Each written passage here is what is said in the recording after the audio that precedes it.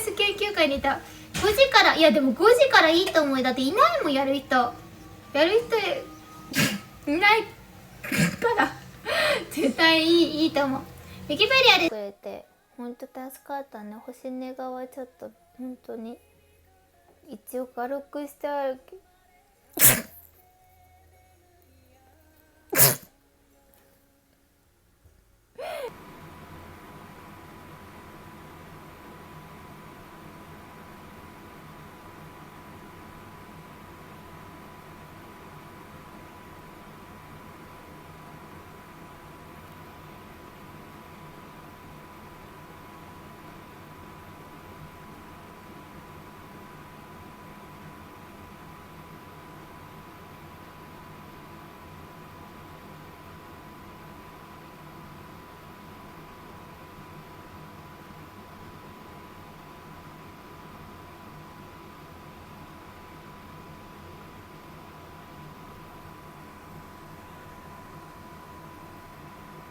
あ、今いけそうだった。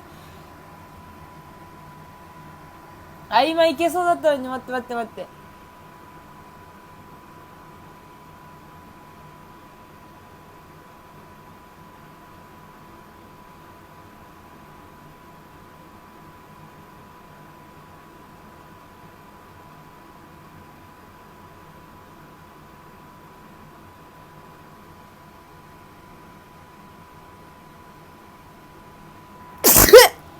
出た。